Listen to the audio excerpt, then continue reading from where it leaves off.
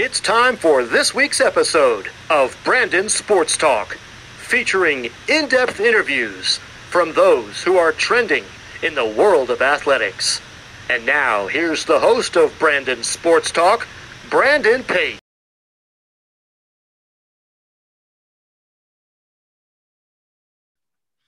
Welcome back to Brandon Sports Talk. In today's episode, I have the privilege to interview the Philadelphia Phillies, Rob MacPherson, the Director of Partnership and Corporation Marketing. How are you doing today? I'm great. How are you, Brandon? I'm doing good. Can you talk about how you knew that you wanted to get into baseball?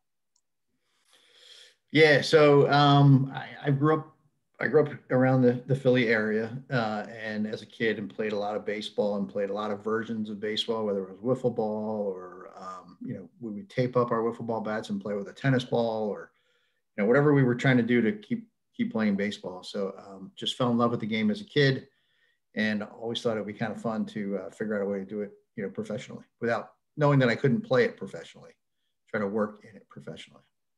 What was it like whenever you were the Director of Corporations Partnerships for the Phillies?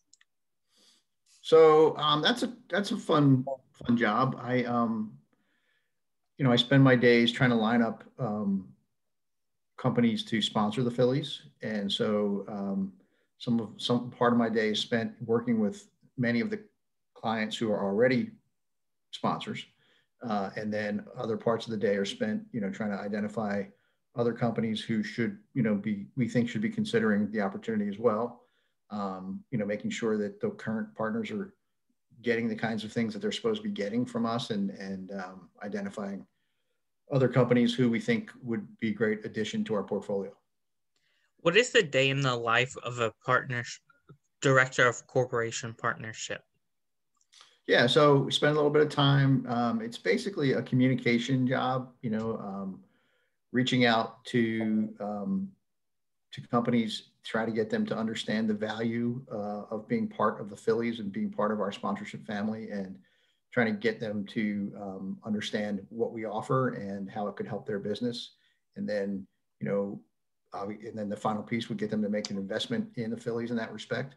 Another part of the day would be spent with those other partners who are currently in the fold, and making sure that we're delivering the kinds of assets and experiences and value that we said we would. In addition, we're working with other departments within the Phillies about making sure we're some of what a partner might be supposed to receive in their partnership might have to be executed by a different department. It might be a promotional piece, or it might be a public relations piece, or something like that. So we have to work internally with our colleagues in other departments to line all that up. So it's a lot of different things, but almost always involving some kind of communication and some kind of interactivity with another couple of people. What are some of the roles in the marketing side of the corporations as the director? So, in our world, we have, on the marketing side, we have, a vice president of marketing who oversees the whole marketing strategy and tactics and implementation of the game plan. And then within that world, there are some folks who do traditional kind of media buying and media strategies. And then there are others who focus on things like social media and other means of kind of reaching out to our fan base.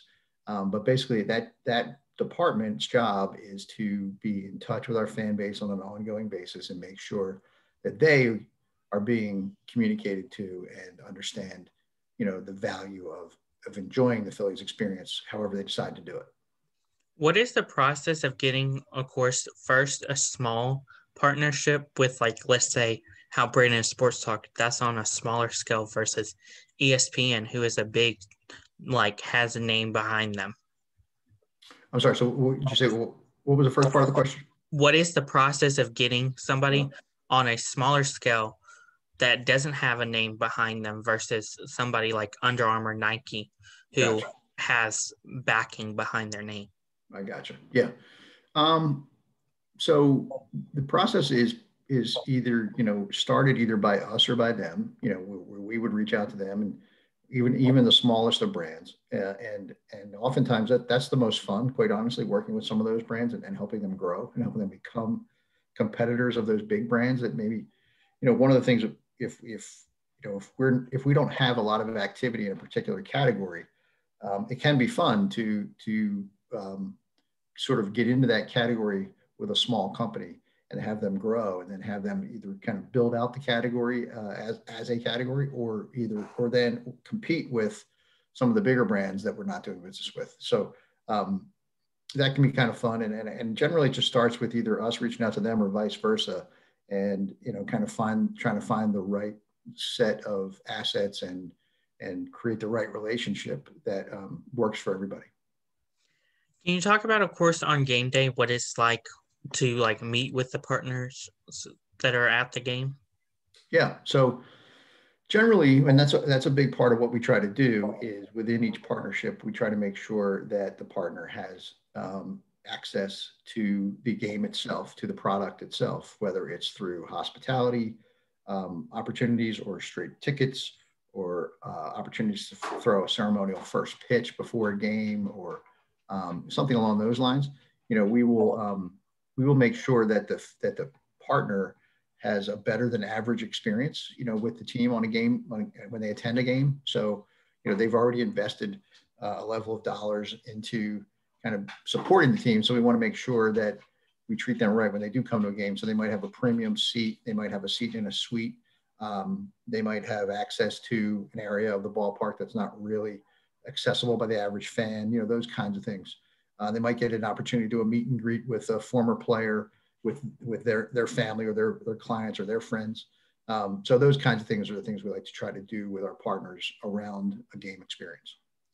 What is something that you learn now that you didn't know before becoming a director of partnership? Yeah, that's a great question. I feel like I've learned something new all the time on this job. And most of what I've learned new over the years is about the businesses of the people we do business with. So I would learn, for example, something new about the car business that I didn't know, or I might learn something new about the insurance business or the restaurant business, or one of the categories that one of our partners falls into.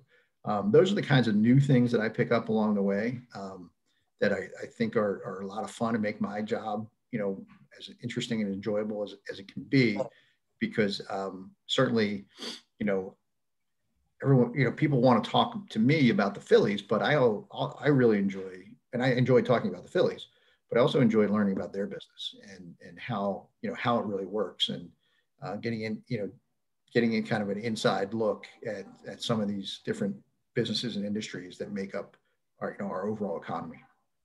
That's so amazing. What advice would you give upcoming future people looking to get into becoming a director of partnership, or even working in the MLB for partnerships and corporations? Yeah. So anybody, the one thing I try to tell people who want to work in sports, I read an interview many years ago in a trade magazine with a guy named Andy Dolich. And Andy Dolich is, as far as I know, is the only person to have been a president of a team in each of the four major sports. So he was NFL, MLB, NBA, and NHL president of a team. And he was being interviewed, and they asked him that same question. And his answer, which I really like, was go where the chaos is.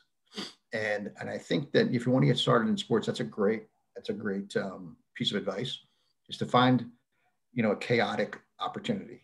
One where maybe there's been an ownership change, or there's some kind of stress on the business side at a particular place. Those are where you see movement. That's where you see people leave and you see opportunities. And for young people, especially who want to get into sports, I think that's a great place to go find an opportunity, because for a couple of reasons. One, the opportunity is going to be there. Right? There's going to be open jobs. Two, they're going to need your help right away, and you're going to hit the ground running. You're probably going to get an opportunity to do the kind of work that you wouldn't otherwise get to do at a stable place. And then three, the potential downside is that the whole thing blows up and you have nowhere to, the experience doesn't work out for you. Well, that's okay because you're still young, and you'll have learned a lot by having been there. And the rest of the league and the rest of the sports industry will be like, wow, that was pretty good. You spent some time under those circumstances. Good for you. Like, you learned a lot. So I really think that's really good advice. And I think once you can kind of get into the sports world, and if you do think corporate partnerships and sponsorships is something you want to do, then I think you just have to, at that point, you have to demonstrate that you've got an ability to sell, to do the kinds of things it takes to get deals done, to be personable and to be trustworthy, to be hardworking, to be industrious, to be capable of, meeting new people and having conversations with them and identifying opportunities to work together. I think those are the traits that one would need to develop to become a sponsorship person. That's amazing advice. Where can my listeners find you at on social media, along with the Philadelphia Phillies at? Yeah, so obviously the Phillies is very on social media. The Phillies are on Twitter, Facebook, Instagram, very easy to find on all those. And then I'm on LinkedIn, and then I also have a presence on Facebook and Instagram as well. So very easy to find. Thank you again, Rob, for your interview, and best of luck in your future with the Philadelphia Phillies as a Director of Partnership, Sales, and Marketing. Thanks very much, Brandon. Good luck with everything. Thank you. You can find Brandon Sports Talk on Facebook at Brandon Sports Talk, Instagram at Brandon Sports Talk, Twitter at Talk_Brandon, and you can find me on YouTube at Brandon Sports Talk. Don't forget to like, comment, and subscribe. Thank you again, Rob, for your interview, and best of luck. Thanks, Brandon. See you, buddy. You've been watching Brandon Sports Talk. Please feel free to like, share, and subscribe to Brandon Sports Talk on social media and on YouTube.